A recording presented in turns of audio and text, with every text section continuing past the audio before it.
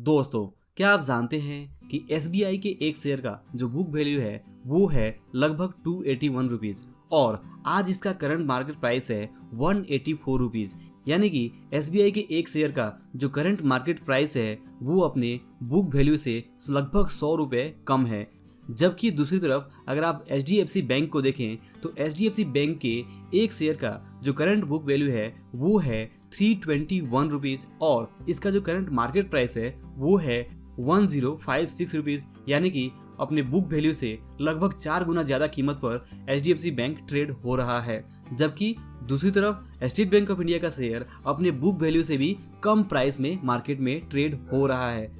तो ये देखकर हमारे मन में ये सवाल जरूर आता है कि इतना बड़ा अंतर क्यों है। आखिर एचडीएफसी बैंक का शेयर अपने बुक वैल्यू से 4 गुना कीमत पर क्यों ट्रेड हो रहा है, जबकि एसबीआई का शेयर अपने बुक वैल्यू के बराबर भी नहीं बल्कि उससे कम अमाउंट में मार्केट में ट्रेड हो रहा है। ये अपने आप में एक बहुत ही इंटरेस्टिंग क्वेश्चन है। और अगर बात करें इसके आंसर की तो आंसर बड़ा सिंपल है कि आज बाजार में एसबीआई के शेयर की डिमांड काफी कम है और इसकी सप्लाई ज्यादा है, जबकि दूसरी तरफ एचडीएफसी बैंक के शेयर की सप्लाई कम है और इसकी डिमांड ज्यादा है।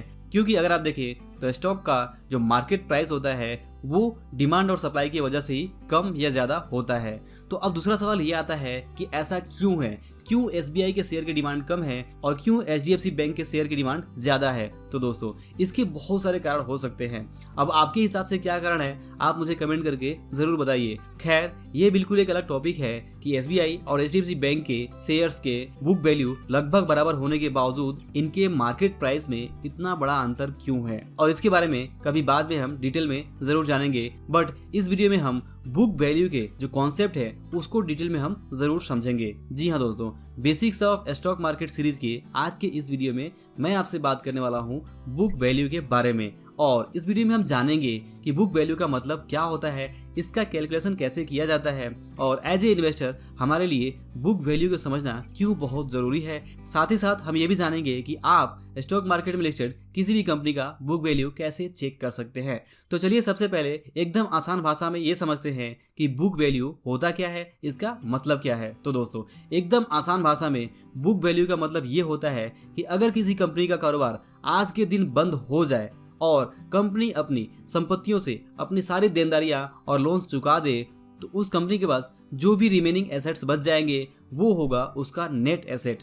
और इस नेट एसेट को ही हम उस कंपनी का टोटल बुक वैल्यू समझ सकते हैं। और अगर बात की जाए किसी कंपनी के पर शेयर बुक वैल्यू के बारे में, तो जैसा हमने अभी समझा कि अगर किसी कंपनी का कारोबार आज के दिन पूरी तरह से बंद हो जाता है और फिर उस कंपनी की टोटल जो भी एसेट्स है वो और जो भी उसके पास बैंक में पैसे हैं या फिर जो भी उसके पास कैश है, इन सब में से कंपनी की सारी देनदारियों, सारे लोन्स को, यानी कि टोटल एसेट से अगर कंपनी की सारी देनदारियों और उसके कर्जों को चुका दिया जाए तो अंत में उस कंपनी के पास जो भी संपत्ति, कैश और बैंक बैलेंस बचेगा वो कहलाएगा कंपनी का नेट एसेट, यानी कंपनी का टोटल बुक वैल्यू। और इस नेट एसेट या टोटल बुक वैल्यू में जब कंपनी के टोटल नंबर ऑफ शेयर से भाग दिया जाएगा तो फिर हमें मिलेगा पर शेयर बुक वैल्यू। जैसे मान लीजिए कि एबीसी एक कंपनी है जिसके पास कुल एसेट्स, कैश और बैंक बैलेंस मिलाने पर उसका टोटल एसेट होता है 1 लाख रुपए का, और दूसरी तरफ उसकी कुल देनदारी, बैंक लोन्स और सभी देनदारियों का टोटल निकाला जाए तो वो आता है 40,000 रुपए। तो इस तरह से अब अगर एबीसी कंपनी की टोटल एसेट से उसकी टोटल देनदारियों को घटा दिया जाए तो यहाँ पर निकल के आता है, तो यहाँ पर कंपनी का नेट एसेट यानी कि कंपनी का टोटल बुक वैल्यू निकल कर आता है, जो आता है 1 लाख माइनस 40,000 यानी कि 60,000 रुपए। और अब मान लीजिए कि कंपनी ने अपनी पूंजी को टोटल 1000 शेयर्स में डिवाइड किया हुआ है, यानी कि एबीसी कंपनी के पास जो टोटल नंबर ऑफ शेयर्स हैं वो है 1000। तो अब अगर एबीसी कंपनी का पर शेयर बुक वैल्यू निकालना हो तो वो निकल कर आएगा कंपनी का total book value divide by total number of share, यानी कि 60,000 डिवाइड बाय 1000, और इस तरह से निकल के आता है 60 रुपए। तो इस तरह से आप देखेंगे कि इस एग्जाम्पल में एबीसी कंपनी का पर शेयर बुक वैल्यू निकल कर आता है 60 रुपए।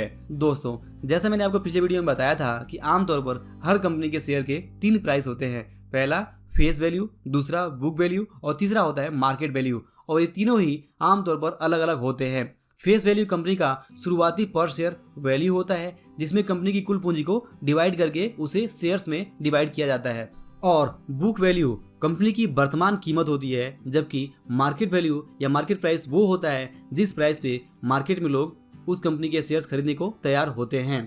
शेयर्स के मार्केट प्राइस या मार्केट वैल्यू के बारे में हम आने वाले वीडियो में डिटेल में जानेंगे। फिलहाल आइए इस वीडियो में हम जानते हैं कि बुक वैल्यू को कैलकुलेट करने का फॉर्मूला क्या है। तो दोस्तों, जैसा हमने एग्जांपल में देखा, ठीक उसी तरह से अगर किसी कंपनी के शेयर का बुक वैल्यू निकालना है तो इसका 2 स्टेप फॉर्मूला है। सबसे पहले आपको कंपनी की टोटल एसेट्स में से टोटल लायबिलिटी को घटाना है और फिर जो वैल्यू आए उसमें कंपनी के टोटल नंबर ऑफ शेयर से डिवाइड कर देना है। तो इस तरह से आपको किसी भी कंपनी का पर शेयर बुक वैल्यू मिल जाएगा। तो आई होप कि आपको यहाँ तक बिल्कुल क्लियर हो चुका होगा कि बुक वैल्यू का मतलब क्या है और इसे कैसे कैलकुलेट किया जाता है। आइए अब ये समझते हैं कि एज ए इन्वेस्टर हमारे लिए बुक वैल्यू का समझना क्यों इतना इम्पोर्टेंट है और बुक वैल्यू से हमें किसी कंपनी के बारे में कौन सी इंपॉर्टेंट जानकारी मिलती है। तो दोस्तों, सबसे पहले आप इस बात को समझिए कि बुक वैल्यू वास्तव में किसी कंपनी का ओरिजिनल वर्तमान कीमत है और आप इसे रियल वैल्यू, नेट वैल्यू या फिर वास्तविक कीमत भी कह सकते हैं। और जैसा मैंने पहले कहा कि फेस वैल्यू, बुक वैल्यू और मार्केट वैल्यू, इन तीनों का ही प्राइस अलग अलग देखने को मिलता है। और जिस कंपनी का ग्रोथ ज्यादा होता है, जो कंपनी ज्यादा प्रॉफिटेबल होती है, अक्सर उस कंपनी का बुक वैल्यू भले चाहे जो भी हो, लेकिन अक्सर उसका मार्केट प्राइस उसके बुक वैल्यू से ज्यादा ही होता है, जैसा कि आप HDFC बैंक के केस में देखेंगे। और वहीं दूसरी तरफ अगर किसी कंपनी का ग्रोथ कम हो रहा है, जैसा आप SBI के केस में देखेंगे कि SBI का जो करंट मार्केट प्राइस है वो अपने बुक वैल्यू से कम पे ट्रेड हो रहा है। और ऐसा इसलिए क्योंकि SBI अभी उतनी ज्यादा प्रॉफिटेबल नहीं है जितनी ज्यादा HDFC बैंक प्रॉफिटेबल है। दोस्तों, याद रखिए कि बुक वैल्यू कंपनी का ओरिजिनल कीमत होता है और बुक वैल्यू तभी बढ़ता है जब कंपनी वास्तव में ग्रोथ करती है, प्रॉफिट कमाती है। और अगर कंपनी लगातार प्रॉफिट नहीं कमाती, उसे अगर लगातार नुकसान हो रहा है, तो उस कंपनी का बुक वैल्यू धीमे धीमे घट भी सकता है। तो इस तरह से जब हम ये देखते हैं कि किसी कंपनी का बुक वैल्यू हर साल बढ़ता जा रहा है, तो हम ये समझ सकते हैं कि कंपनी रेगुलर ग्रोथ कर रही है, प्रॉफिट कमा रही है। और ऐसे में इस तरह की कंपनी में इन्वेस्ट करना, ऐसी कंपनी के शेयर खरीदना हमारे लिए ज़्यादा प्रॉफिटेबल हो सकता है। जबकि दूसरी तरफ अगर किसी कंपनी का बुक वैल्यू हर साल घटता जा रहा है, तो इससे हम ये समझ सकते हैं कि वो कंपनी अभी प्रॉफिटेबल नहीं है और वो प्रॉफिट नहीं कमा पा रही है। और ऐसे कंपनी में हम इन्वेस्ट करने से बच सकते हैं और अपने इन्वेस्टमेंट पे होने वाले नुकसान से भी हम बच सकते हैं। दोस्तों, इसके अलावा भी एज ए इन्वेस्टर हमें बुक वैल्यू से और भी बहुत सारी इंपॉर्टेंट जानकारी मिलती है, खासतौर से तब जब हम कंपनी के शेयर्स के बुक वैल्यू और उसके मार्केट प्राइस को कंपेयर करते हैं। जैसे मान लीजिए कि किसी कंपनी का बुक वैल्यू है 60 रुपये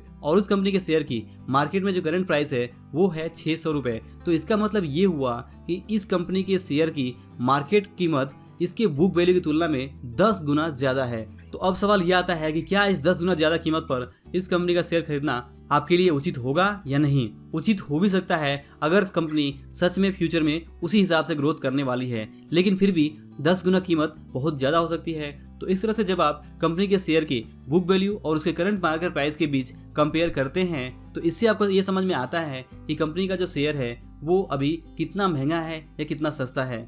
और दोस्तों, अभी जो हमने देखा कि कंपनी के शेयर के बुक वैल्यू और उसके मार्केट प्राइस के कंपेयर के बारे में, तो इसी कंपैरिजन को फंडामेंटल एनालिसिस की भाषा में PB रेशियो के नाम से जाना जाता है। यानी कि PB रेशियो हमें ये बतलाता है कि किसी कंपनी के करंट मार्केट प्राइस और उसके बुक वैल्यू के बीच कितना डिफरेंस है, उसके बीच क्या रेशियो है, कितना कम या कितना ज़्यादा अंतर है। इसे ही PB रेशियो के नाम से जाना जाता है और ये फंडामेंटल एनालिसिस का बहुत ही इंपॉर्टेंट कॉन्सेप्ट है। तो इस तरह शेयर्स का बुक वैल्यू एक लॉन्ग टर्म इन्वेस्टर के लिए बहुत ही ज़्यादा इंपॉर्टेंट फैक्टर है और इससे बहुत कुछ पता चलता है। जैसा मैंने पहले कहा कि तुलनात्मक रूप से अगर किसी कंपनी के शेयर्स का बुक वैल्यू कम हो रहा है, तो इसका मतलब है कि कंपनी के साथ कुछ प्रॉब्लम है, कंपनी ग्रो नहीं कर पा रही है और आपको ऐसी कंपनी में निवेश करने से पहले सावधान रहने की जरूरत है। दूसरी तरफ अगर कंपनी का बुक वैल्यू लगातार बढ़ता जा रहा है, तो एज ए इन्वेस्टर ये हमारे लिए अच्छी बात है, क्योंकि इसका मतलब ये है कि कंपनी सच में ग्रो कर रही है। इसके अलावा बुक वैल्यू से और भी हमें बहुत सारी इंपॉर्टेंट बातें पता चलती है।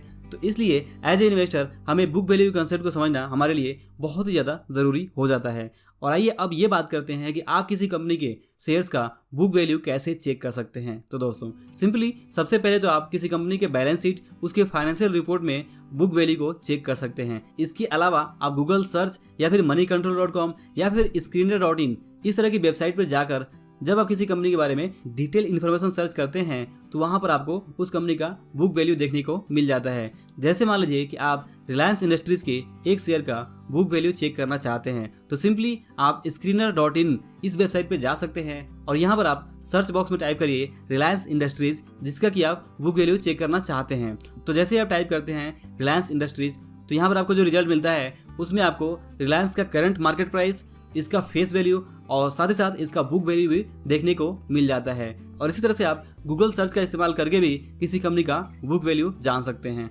तो दोस्तों आई होप कि आपको इस वीडियो से बुक वैल्यू का जो कॉन्सेप्ट है उसे समझने में हेल्प मिला होगा। तो अगर आपको ये वीडियो पसंद आया हो तो इसे लाइक और शेयर जरूर करें और अगर आप इस चैनल पर नए हैं तो आप इस चैनल को सब्सक्राइब जरूर करें ताकि आपको हमारे सभी लेटेस्ट वीडियोस की अपडेट तुरंत मिल सके। और दोस्तों अंत में इस वीडियो को पूरा देखने के लिए और हमारे साथ बने रहने के लिए आपका दिल से बहुत बहुत धन्यवाद।